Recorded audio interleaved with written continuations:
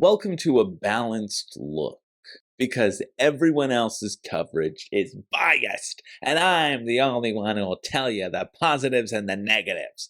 No, that's just dumb. This is something that I haven't done before, and who knows if there's a title for it. We're just going to call it Looking at Gloomhaven.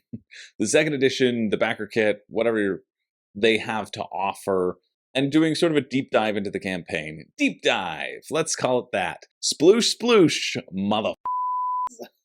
Apparently, we get sassy in deep dives. This is sort of in lieu of a 5 reasons you shouldn't back Gloomhaven, or the Gloomhaven Miniatures line, or the Gloomhaven RPG, or Gloomhaven 2nd Edition, or Frosthaven, or Frosthaven 2nd Edition, or Gloomhaven Forgotten Circles, or Founders of Gloomhaven, which, you know, isn't the same game at all. And so usually when a campaign reaches over $1 million, I put out a 5 reasons you shouldn't back that campaign, that board game, right? But Gloomhaven, it's a little bit different for 2 reasons. One, it's a reprint. Oh no, I just picked on Firefly. Never mind. For one reason. And that reason is they have not hit their funding goal. They've raised $1.685 million, but their funding goal is a very large $2 million US, maybe the largest funding goal I have ever seen, ever. And, you know, maybe they thought it was going to be easy considering Frosthaven raised $14 million in a blink of an eye. They thought, oh, Gloomhaven Grand Festival, easy peasy. We're going to release all this stuff. We'll get $2 million. I think it's probably because they're trying to operate on a scale to make it affordable for people to jump in. And so what I thought I would do is sort of do a deep dive on this campaign and talk about, you know, the positives, the negatives, what I'm seeing. This is like an extension, an extended cut of the Gloomhaven that you would see in Crowdfunding Countdown when this campaign hits its last week. But since it is such a popular game and my opinion is the only one that matters, and I know you were all screaming at your screens at YouTube every morning saying, why has Chris not told us this information? Well, now we're going to get into it. So enough of the preamble, because I've already lost anybody who might be new to this channel. But if you are new, welcome. Thanks for being here. Thanks for liking and subscribing, because I know you did. I know you wouldn't let me look like a fool. We're going to check this out. So I'm going to watch this video, and then we're going to go through everything Gloomhaven, all the prices. Is it a good value pick? This is something that I do on Crowdfunding Countdown every week. I look at every single board game campaign that leaves Kickstarter every Monday morning. So I'm fairly familiar with what looks like value. And honestly, there are some things here that look like a good value for Gloomhaven. I think this might actually be a good value pick, with some caveats. So we're going to get into it. It's a good video. It's a good video to get you hyped on some stuff that you may not need. And I'm going to try to be a buzzkill at the beginning of this video and save my enthusiasm for later, because I believe, well, they haven't hit their goal yet. So do I need to be a buzzkill? I don't know. That's why this is in a different format. It's a different format, and I'm going to be harsher because they haven't met their goal. But I've always been pretty critical about Gloomhaven, and specifically this campaign, because I knew it was upcoming when we only knew that it was going to be the Miniatures of Gloomhaven's expansion. And the main reason for that, and I just have to, this is what I mean by being negative off the start. I need to get this off my chest, that you do not need to replace your standees in Gloomhaven with minis. You really don't. Not only is it a worse quality of life upgrade, because it's going to be harder to see the numbers on them, and you have to track all of their different health points. I've played Gloomhaven. I haven't played Frosthaven. I have Jaws of the Lion, but I haven't started it yet. Reason number 2 is just take a damn look at your box, okay? Take a look at how much stuff is in that box. Take a look at how annoying it was to sort and organize it in a way that allows you to pull out these standees and set up scenarios efficiently, and then take a look at the monstrosity of a play experience that will be before you if you continue down this path. It's just not a good idea for a lot of people. That being said, I also didn't see the point of the Gloomhaven role-playing game, but that video got me kind of excited about it. If you like what I believe it's proposing, and I'm going to look a little bit more into it, But why not, suppose and imagine and create suppositions before doing your research? That's what mostly everybody else does on YouTube, right? Oh, fair and balanced, burn. No, but if you like that card system, Gloomhaven is a dungeon crawler, and RPGs are generally dungeon crawlers, right? So the meld of those two actually feels like something really exciting if you have a game master who likes the system and you also like the system. Being able to create your own scenarios. That's basically what this RPG book is allowing you to do, creating those scenarios in a different sort of structure in a different world. And it's making the game master decide on the story because, well, Gloomhaven couldn't do a good enough job. And so if you own Gloomhaven, I feel like, let's click on this, see what it does. Oh, it takes me right down to takes me to the pledge level. Cool. And you want to turn it into a role-playing game, $30 to change it into a role-playing game feels legitimately good. It does. Most books will be around 25. At least that's my sort of tertiary experience by glancing at them as I went through every Kickstarter campaign over the last 2 years. But that feels, on average, pretty solid, good price, and it gives you some narrative background, stat blocks, and combat inspiration for over 30 enemies that you can then put out on the board and have your players fight, right? Some lore, great, but you can make it up yourself. Some cartography, so really exploring the map, and then an engaging 20-hour module for new players and Gloom Masters to learn the system. That, all of this feels really nice. And this is exactly what I said it would be, right? You can act with the world any way you want while enjoying the combat of Gloomhaven. And that's one of Gloomhaven's strengths. It is the combat systems, the leveling up, the modifying your deck, and leveling up your character. And in this, maybe you don't have to retire your character as much as well because you have a game master guiding the sessions. Or maybe it comes to that natural conclusion, then you decide, do we continue or do we try another RPG like Mouse Guard, which is also very fun. I've played that one.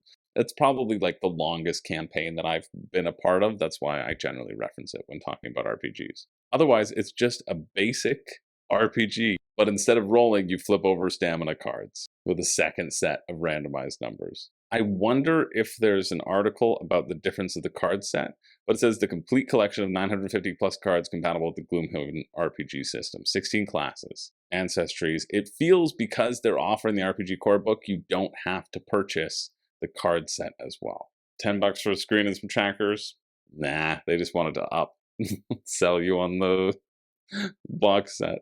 But yeah, legitimately, I think the RPG kind of seems neat. And I also believe that is where the Miniatures of Gloomhavens will be best served. If you're not really interested in playing Gloomhaven anymore, which is strange because mostly it's going to be fans who are going to be playing this. But if you happen to not be a Gloomhaven fan, and you happen to also not have any minis whatsoever, then the minis of Gloomhaven might be interesting to you. Chances are the narrow window for that type of player is probably smaller than my hands could fit together, but I think that's what it's for. Another thing I do think is impressive with the Miniatures of Gloomhaven, as we're going to open a new tab so we can scroll through them in a little bit more detail, is that you do get 260 miniatures. They're averaging to be 50 cents a mini, which in the mini world is pretty good. I mean, you do get sculpts like this stupid ooze, who I think is one of the ugliest things in the world, and you get 10 of them. Oh God. Still work in progress. Yeah, that should still be a work in progress. Save yourselves. But you do get all these different sculpts and all these different clear mold lines. What? Why is that like that? I'll be honest, these renders don't look to be the best, but they do have sculpted bases. And so for 50 cents for a mini with sculpted bases, I honestly can also see the appeal.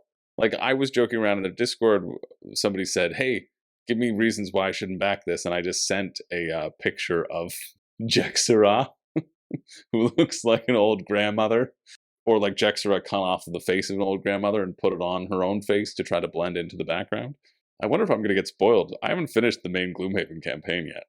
Look, you got to have one centerpiece, right? So of course they give you that. But on average, 50 cents for a mini, I can see the appeal. And I can see the appeal at that price point, but I also think that we can't let the price point get ahead of our actual needs, right? Because it's very easy to go nuts. You say, okay, it's only 130. Okay, well, I'll add in everything. And then the Jaws of the Lion, and then, yeah, sure, I'll add in the Frosthaven stuff and the additional Frosthaven summons, and then you're looking at a heck of a lot more than 130.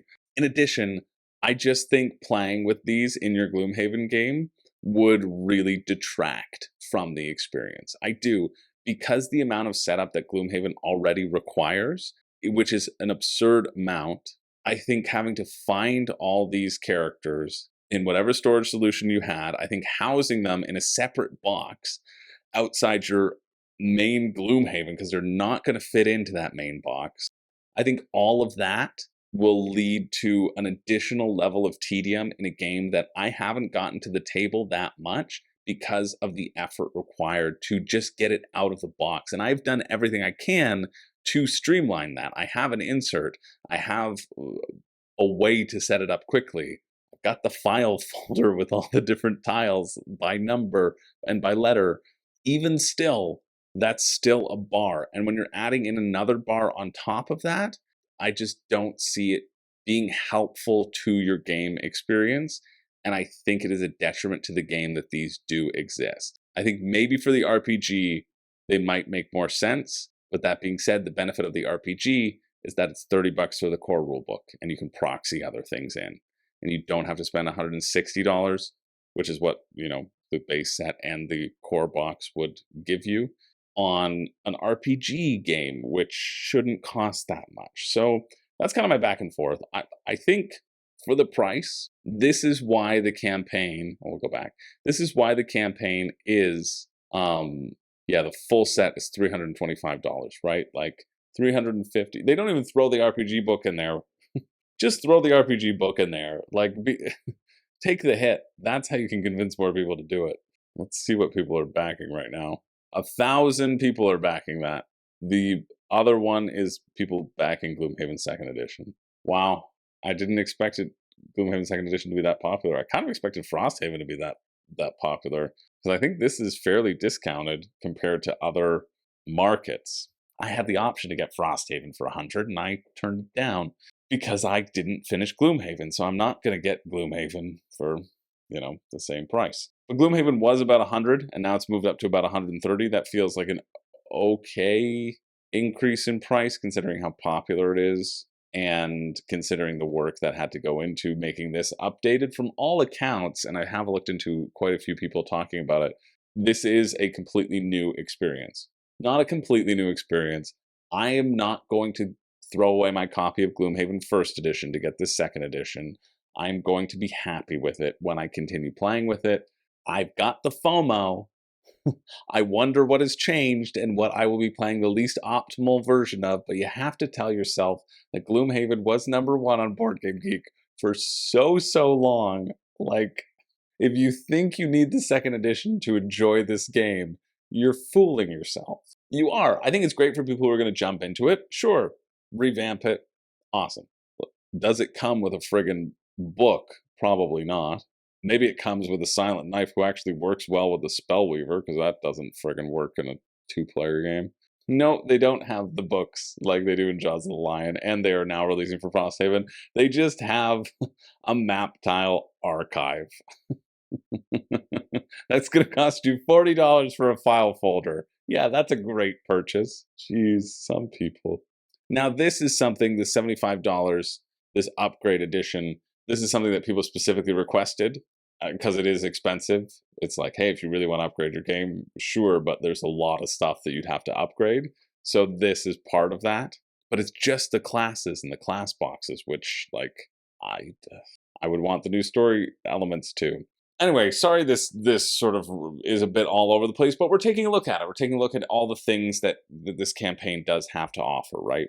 Which I think is hopefully valuable. Let me know if this is sort of a valuable format outside of the 5 reasons. I try to make the 5 reasons you shouldn't back, both focusing on the positives and the negatives and talking about the actual gameplay and some of the value, and then leave the rest of that conversation for Crowdfunding Countdown as well. But let me know if you like this more. I mean, probably don't. Ideally, this should serve the same purpose just in a less structured way. Jeez. And see, this is really upsetting to me. So, Jaws of the Lion was great because it had these books which took out a lot of that annoying going through file folders and setup. And so Frosthaven said it was coming out with this, but the fact that they're selling these for $50 is offensive to me. It's rude, and it should be included in the Frosthaven base box. It just should be. It's a much more effective way to get things to the table. If you care about your backers, it should absolutely be in the main box. And the fact that it isn't, and you know the best way is not with your cardboard tiles. It's not. The best way is with these books. Nobody's creating scenarios, unless, of course, you have the RPG. And so maybe that's why the RPG now exists. So you could justify having all those map tiles. But you probably have map tiles. Or you know what? You can draw a map like we did in times of yore. I know prices went up very significantly for Frosthaven. Frosthaven's currently listed as $264 Canadian at my local store. And this is a local store that is often a lot cheaper than most stores out there. Yeah, if we look over here, Game Shack Inc. has it for $160 on back order. Notify when it's product in stock, so that'll probably go up. That was probably from the base when they got it for $100, because it's probably an old thing. Portigan Bliss has $289, right? So it's all in that range. So Frosthaven being $180, which is $236 Canadian, and then plus shipping, you could probably it's probably gonna work out to $260, right? We'll come back to that when we get to the shipping. This though should have been implemented. It absolutely should have been implemented. It's offensive to me that it's there for $50.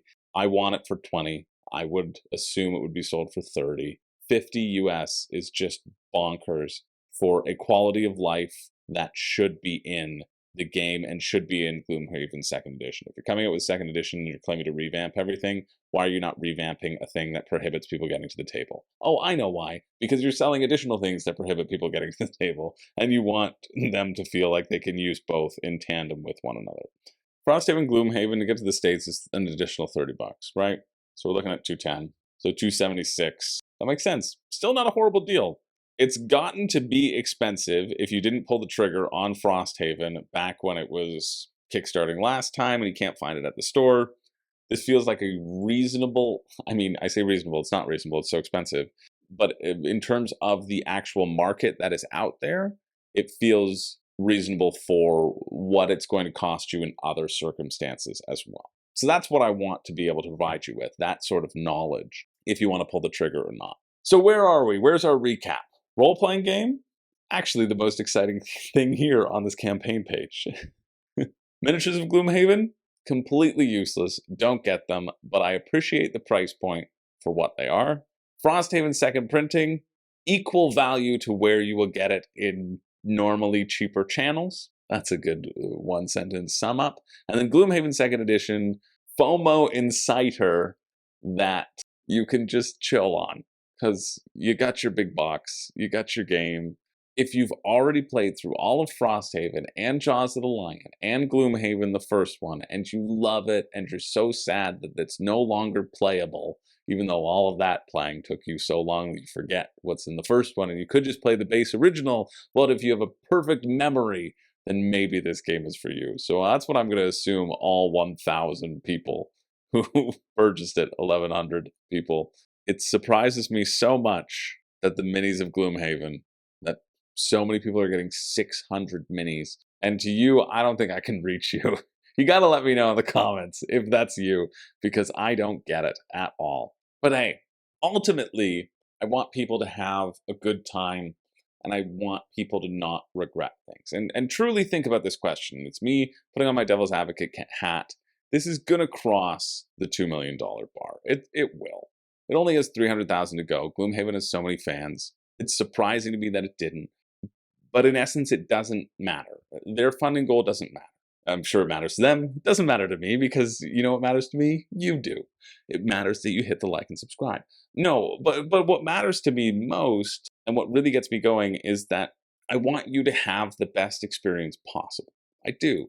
If Gloomhaven is going to be that game for you, amazing. I love that for you. I'm so happy.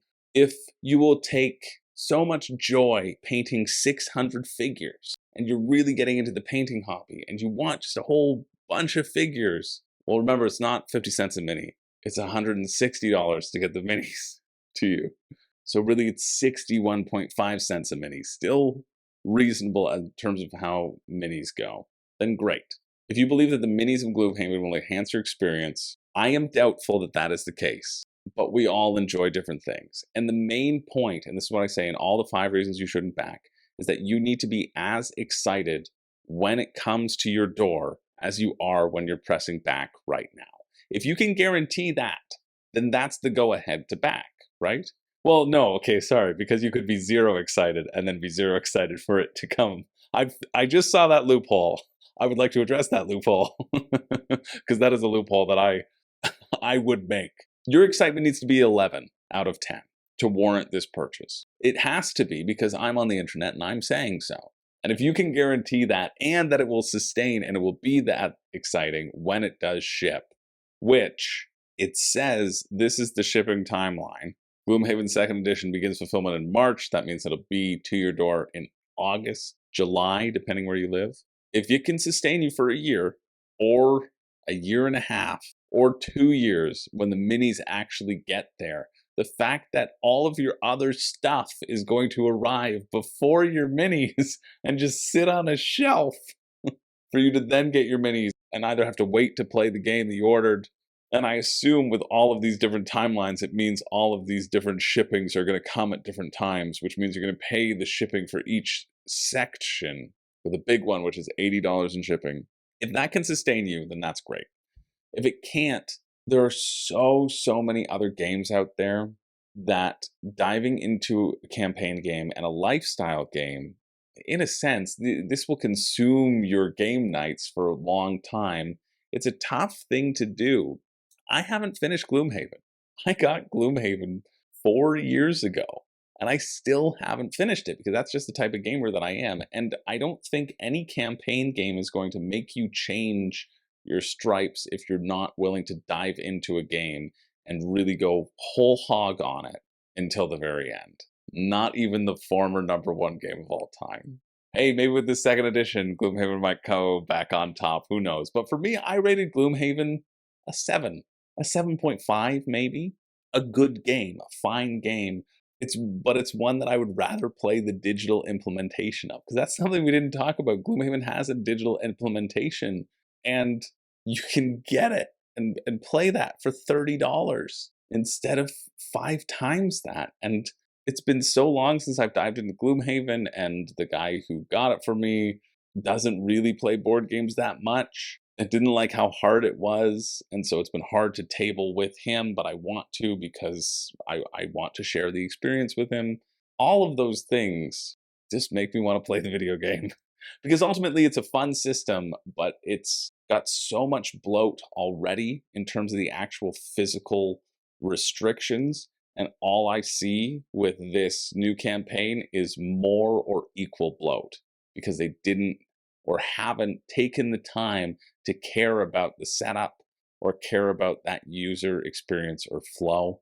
They care more about tweaking mechanics. And sure, but if I'm getting a reimagining and a 2nd edition, what I personally want is for it to be easier to get to the table and not harder. So there you go. I think the RPG, surprisingly, is the #1 pick out of all of these. That's my deep dive. That's sort of my look. Those are my thoughts as I go through. Thanks everybody for watching. Hopefully you found that helpful as we go through and I share a little bit about my experience. And if you want more of this in-depth coverage, be sure to check out Crowdfunding Countdown, which happens every Monday morning as we look at every single board game that has left crowdfunding for the last 2 years and beyond. So I appreciate you being here. Again, if you felt like you needed to stay to the end to hit the like and subscribe, sure. I've said it 3 times, and that feels like a way too much. But it costs you nothing, and it is incredibly meaningful to know if these videos are worth spending the time on, really. So thanks for being here. Again, my name's Chris George, and oh geez, this is embarrassing, but I do not have a catchphrase. I wish I was cool, and I wish I could have a catchphrase. I wish I was the type of person to say, I used to have a catchphrase, now my catchphrase is this. But I just don't. I guess I have to live with that.